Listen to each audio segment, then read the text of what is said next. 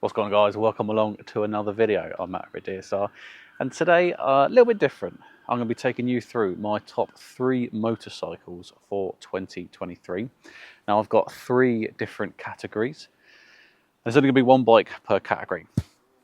So the first category is going to be under £10,000, and then the second one is going to be under £15,000, and then lastly we're going to finish off with over £20,000.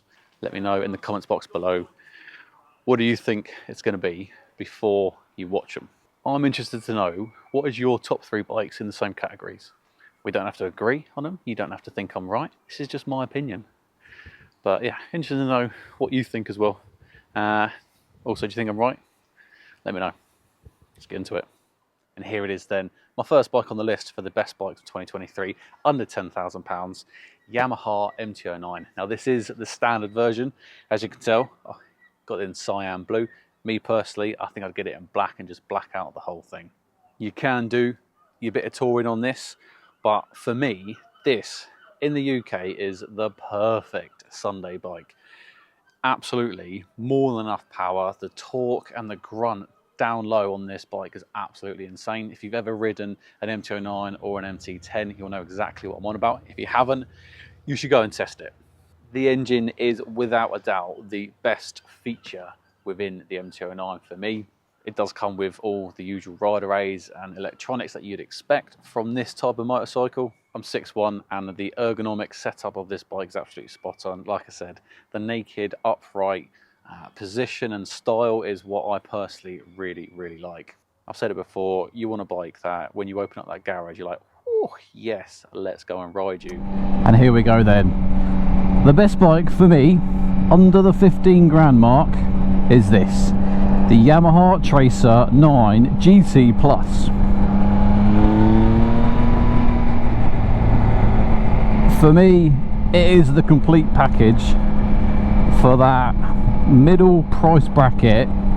So you can strip this bike down, you can get a smaller screen, take off the bags, and you can just have an absolute blast on it on a Sunday or any other day during the week. But then you can put your tool screen on, you can put your panniers on, that comes standard, and you can do some serious miles on this. Comfortable miles. We've got a big old screen at the front there. We've got our adaptive cruise control, so the radar on this. It's just the whole thing. It is the whole shebang-a-lang.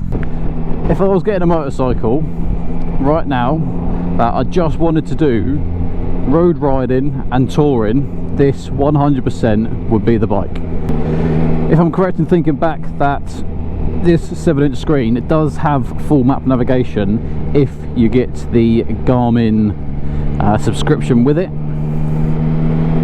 And you know what, to save having other stuff on my handlebars, I'd get the subscription. Do you know what I mean? You're buying this bike, utilise everything it's got to give you. Let me know in the comments box below, do you think I've made the right choice by naming the Tracer 9 GT Plus the best bike of 23 under £15,000? Super easy to ride, gently, smoothly around the town.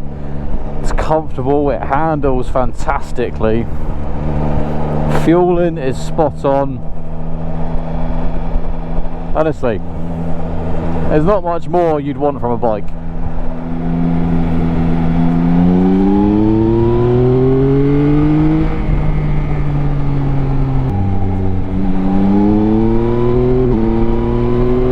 Listen to that shifter work. Oh yes please.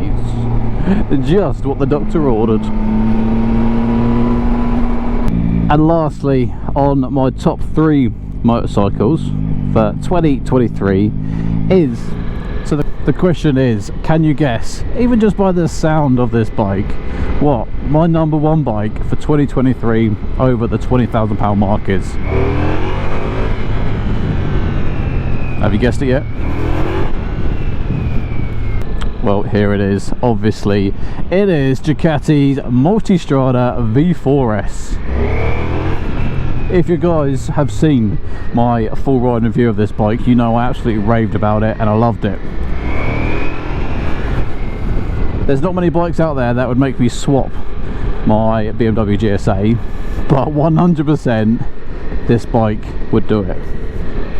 Hey, you close. Everything about this bike, to me, is perfection. The handling on this thing for such a big bike is beautiful. The brakes are phenomenal. The engine, the engine is to die for. This for me would be the ultimate road touring bike. I wouldn't be taking this off-road because, let's face it, I don't want to be dropping a bike that's 25, 27 grand. I don't need that in my life. So this would be the absolute ultimate touring bike.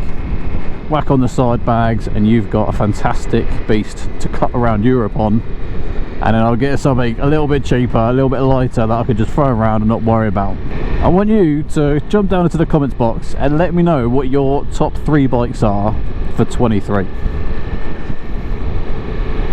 I am quite privileged with this channel. I have some great dealers that work with me, and I think for 2023, between myself and Zoe, we have ridden and test rode and reviewed 69 bikes. Those 69 bikes are spread over Honda, Yamaha, Kawasaki, KTM, Triumph, Jaati, Harley and BMW.